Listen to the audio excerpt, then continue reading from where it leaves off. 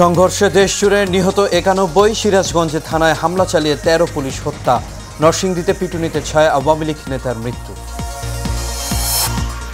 দেশজুড়ে সহিংসতা চালাচ্ছে সন্ত্রাসীরা, বললেন প্রধানমন্ত্রী, প্রতিহত করতে দেশবাসীকে এগিয়ে আসার আহ্বান। এবং দেশে অনির্দিষ্টকালের জন্য কারফিউ জারি করল স্বরাষ্ট্র মন্ত্রণালয়, নির্বাহী আদেশে আগামী ৩ দিন সাধারণ ছুটি ঘোষণা।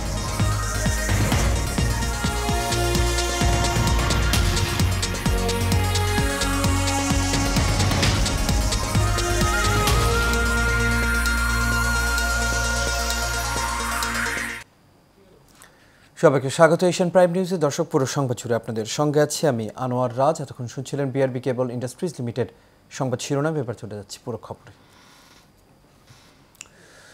বৈষম্য বিরোধী ছাত্র আন্দোলনের অসহযোগ কর্মসূচি ঘিরে সারা দেশে সংঘর্ষে গুলি পাল্টি ধাওয়ায় অন্তত ৭২ জন নিহত হয়েছেন। আজ দিনভর সংঘর্ষে ফেনীতে ৮ জন, লক্ষ্মীপুরে ৮ জন, সিরাজগঞ্জে ৯ জন, কিশোরগঞ্জে 4 জন, রাজধানী ঢাকায় 6 জন, বগুড়ায় 5 জন, মুন্সিগঞ্জে 3 জন, মাগুরায় 4 জন, ভোলায় 3 জন, রংপুরে 4 জন, পাবনায় 3 জন, সিলেটে 5 জন, কুমিল্লায় পুলিশ সদস্য সহ 3 জন, শেরপুরে 2 জন, জয়পুরহাটে 1 জন, হবিগঞ্জে 1 জন, ঢাকার কেরানীগঞ্জে 1 জন, সাভারে 1 জন ও বরিশালে 1 জন সহ ৭২ জন নিহত হয়েছেন।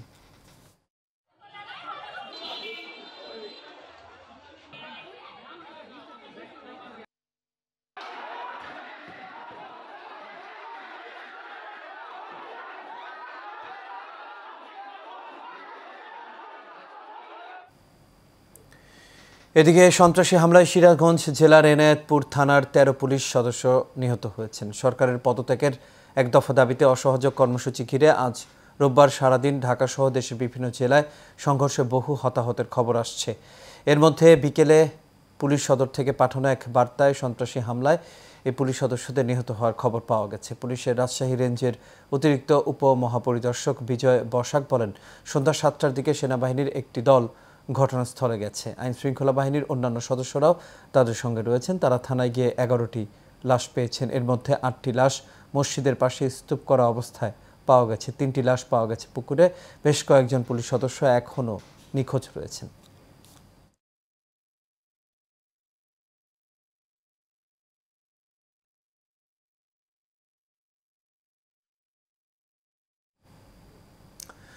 নরসিংদীতে আন্দোলনকারীদের সঙ্গে আওয়ামী লীগ নেতাকর্মীদের সংঘর্ষ হয়েছে। ওই সময় আওয়ামী লীগের 6 নেতাকে পিটিয়ে হত্যা করা হয়েছে। রোববার দুপুরে সদর উপজেলার মাধবদী বড় মসজিদের সামনে এই ঘটনা ঘটে। নিহতরা হলেন সদর উপজেলা স্বেচ্ছাসেবক লীগের সভাপতি মনিরুজ্জামান ভূঁইয়া, চর দিগলদী ইউনিয়ন পরিষদের চেয়ারম্যান ও আওয়ামী লীগ নেতা দেলোয়ার হোসেন, তার বডিগার্ড কামাল হোসেন, মৎস্যজীবী লীগের সভাপতি দেলোয়ার হোসেন, মহিষাসুরা ইউনিয়ন আওয়ামী লীগের সাংগঠনিক সম্পাদক জলিল, চর দিঘলদির ইউনিয়নের সজীব ও অজ্ঞাতনামা আরও একজন।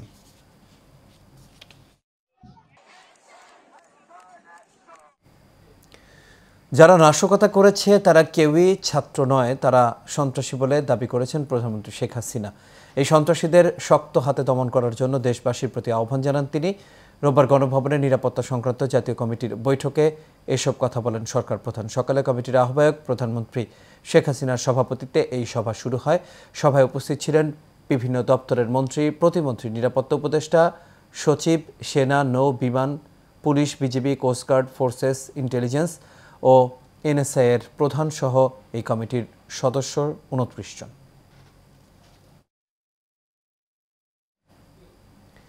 সারা দেশে চলছে অনির্দিষ্টকালের সন্ধ্যা ৬টা থেকে ঢাকা সহ বিভাগীয় সদর, জেলা সদর, সিটি কর্পোরেশন সহ কারফিউ ঘোষণা করেছে স্বরাষ্ট্র মন্ত্রণালয়। আজ স্বরাষ্ট্র মন্ত্রণালয়ের সিনিয়র তথ্য অফিসার শরীফ আহমেদ অপু এক সংবাদ বিজ্ঞপ্তিতে এই বিষয়টি নিশ্চিত করেছেন। এতে বলা হয়েছে, আজ সন্ধ্যা ৬টা থেকে পরবর্তী নির্দেশ না দেওয়া পর্যন্ত ঢাকা মহানগর সহ সব বিভাগীয় সদর, সিটি কর্পোরেশন, পৌরসভা, শিল্পাঞ্চল, জেলা সদর ও উপজেলা সদরের সান্ধ্য আইন বলবৎ করা হলো। এর আগে শনিবার ছাত্র আন্দোলনের পক্ষ থেকে সরকারের পদত্যাগের দাবিতে এক দফা কর্মসূচি দিয়ে অসহযোগের ডাক দেয়। রোববার সকাল থেকে তাদের ডাকা অসহযোগ কর্মসূচি চলছে। এদিকে বিকেলে এক নির্বাহী আদেশে আগামী 3 দিন সাধারণ ছুটি ঘোষণা করা হয়েছে।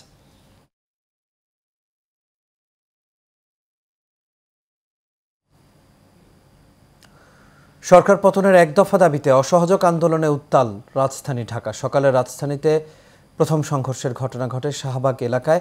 এ সময় বঙ্গবন্ধু শেখ মুজিব মেডিকেল বিশ্ববিদ্যালয় হাসপাতালে হামলা চালানো হয়।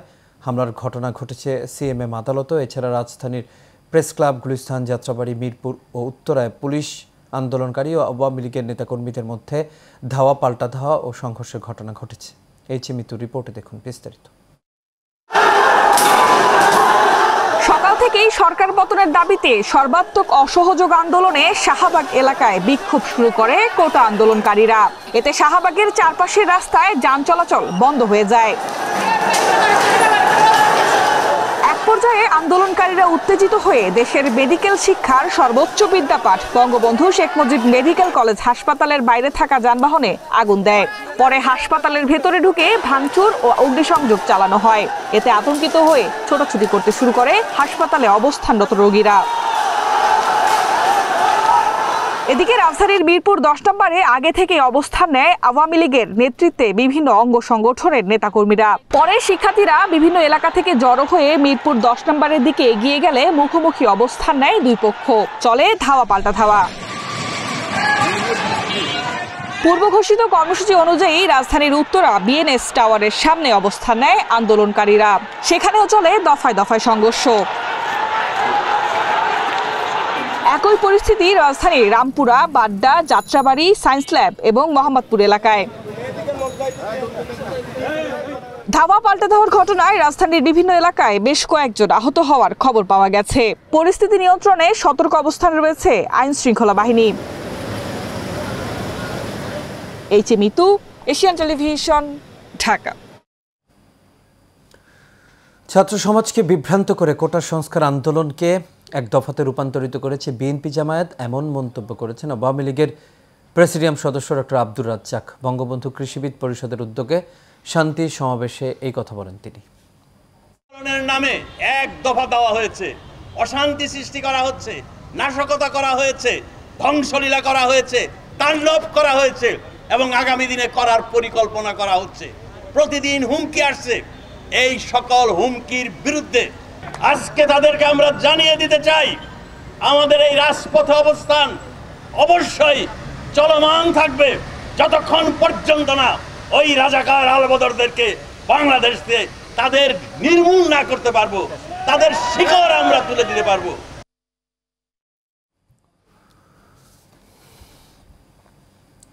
সরকার পদত্যাগে যত বিলম্ব করবে তত বেশি ক্ষতি হবে দেশ ও জাতির। রাজনৈতিক দল হিসেবে ক্ষতিগ্রস্ত হবে আওয়ামী লীগ, এই মন্তব্য করেছেন বিএনপির মহাসচিব মির্জা ফখরুল ইসলাম আলমগীর। সকালে রাজধানী গুলশানে বিএনপি চেয়ারপারসনের কার্যালয়ে সংবাদ সম্মেলনে তিনি এসব কথা বলেন। এ সময় তিনি আরও বলেন, দেশে গণ অভ্যুত্থানের সূচনা হয়েছে।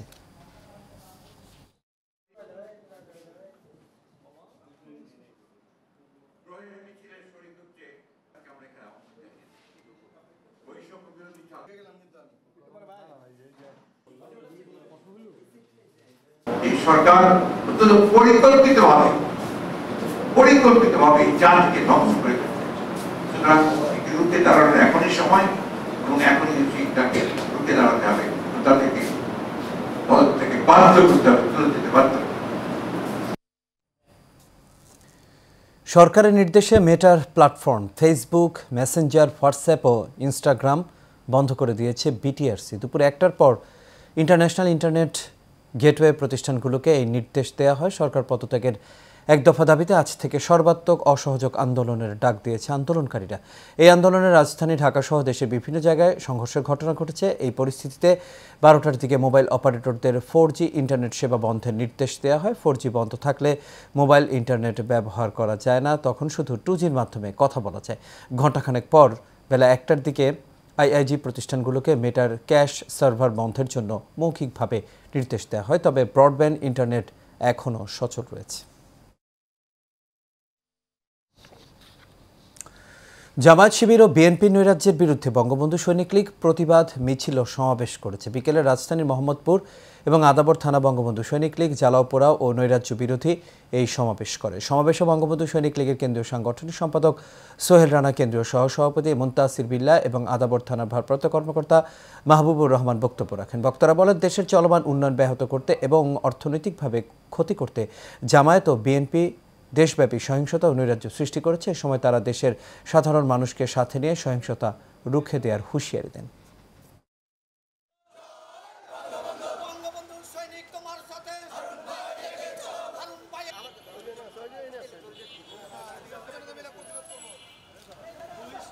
বিএনপি এবং জামাতের প্রেতাত্মারা যেভাবে গাড়ি মানুষকে হত্যা করা হয়েছে, আমরা বঙ্গবন্ধুর আদর্শ সৈনিক, আমরা বঙ্গবন্ধুর সৈনিক লীগ, এই সময় আমরা বসে থাকতে পারি না।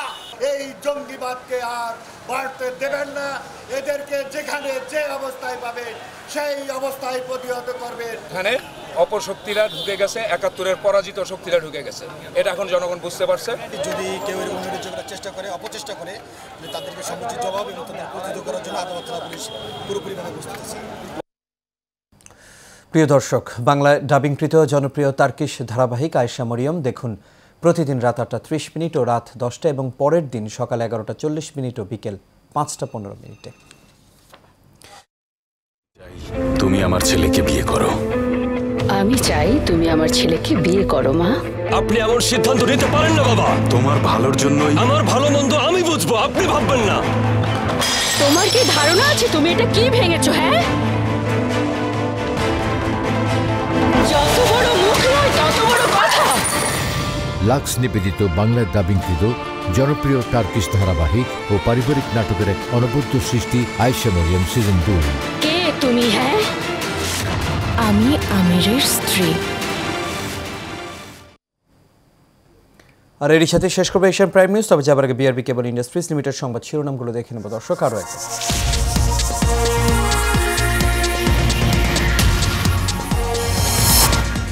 সংঘর্ষে দেশ জুড়ে নিহত ৯১, সিরাজগঞ্জে থানায় হামলা চালিয়ে ১৩ পুলিশ হত্যা, নরসিংদীতে পিটুনিতে ৬ আওয়ামী লীগ নেতার মৃত্যু।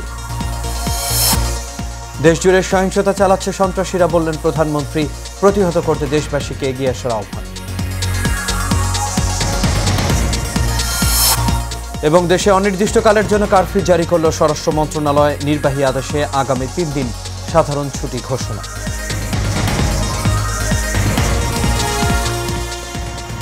দর্শক, হয়েছিল আমাদের এখনকার আয়োজন। আমাদের পরবর্তী সংবাদ দেখার আমন্ত্রণ রইল। এখন থাকার জন্য সবাইকে ধন্যবাদ। শুভরাত্রি।